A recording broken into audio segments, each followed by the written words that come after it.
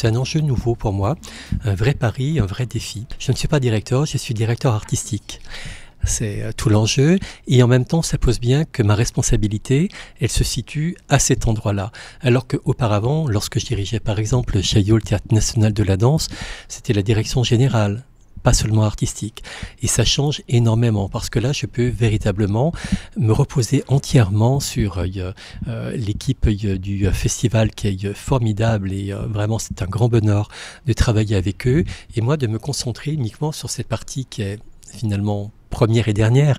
pour moi de la danse, c'est-à-dire la rencontre avec les artistes, le suivi et d'imaginer de quelle manière on peut organiser la médiation avec le public parce que c'est au bout du compte ça qui importe quand on est à ces endroits-là.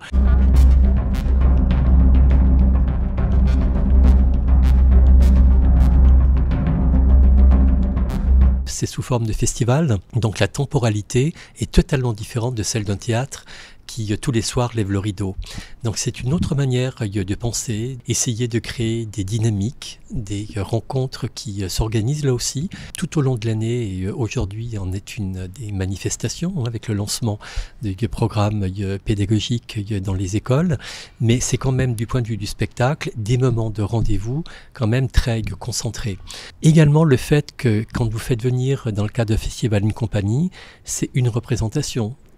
Rarement deux, c'est inhérent je dirais à l'organisation, à la temporalité d'un festival, mais c'est aussi d'essayer de convoquer à ce moment-là ce que vous développez dans un théâtre, mais de manière très concentrée, c'est-à-dire la réflexion, le partage, la pratique aussi que vous pouvez proposer au public, des masterclass.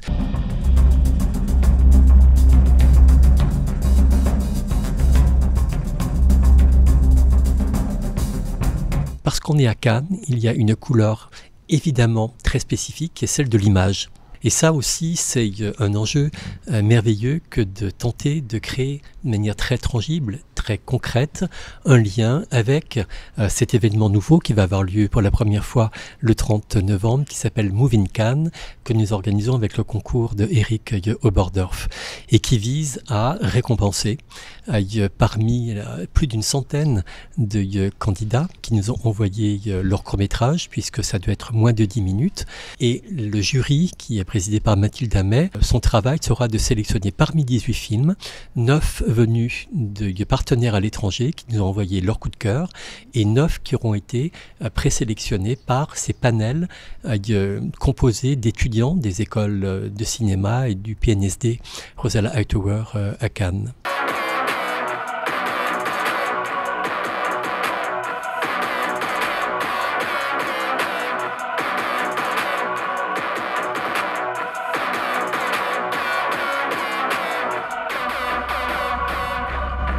La danse est, comment dire, une discipline extraordinaire parce qu'à la fois elle vous amène la liberté et en même temps c'est une discipline, vraiment au sens propre du terme, ce qui fait que quand on est gamin, je pense qu'on se construit sur ces deux pôles. La nécessité d'être face à la contrainte, mais une contrainte qui vous fait grandir, et puis en même temps quelque chose qui vous amène à l'imaginaire, à l'émancipation, à la sensualité, à tout ce qui finalement a besoin de se développer en vous quand vous êtes un adolescent.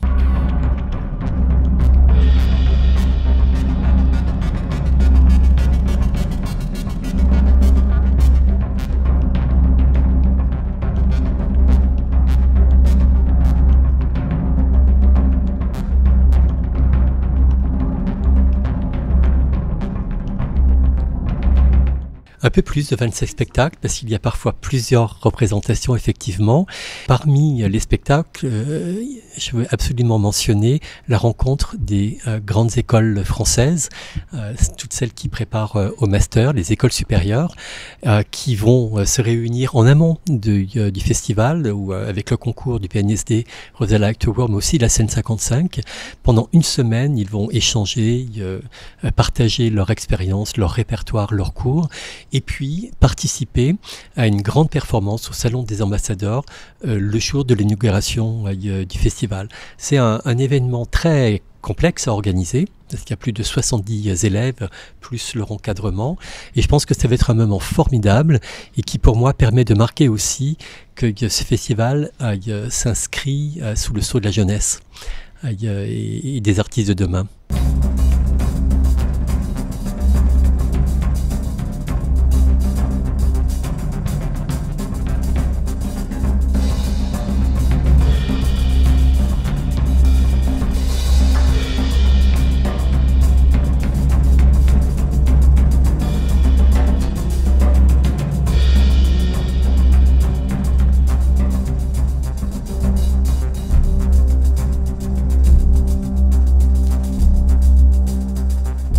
Quand on regarde véritablement la sociologie, en particulier dans les écoles, on s'aperçoit qu'il y a beaucoup de jeunes garçons et de jeunes garçons qui viennent des milieux populaires parce que c'est pour eux la possibilité de se construire, de développer des choses et puis pour certains aussi de pouvoir avoir des copines parce qu'elles sont à côté.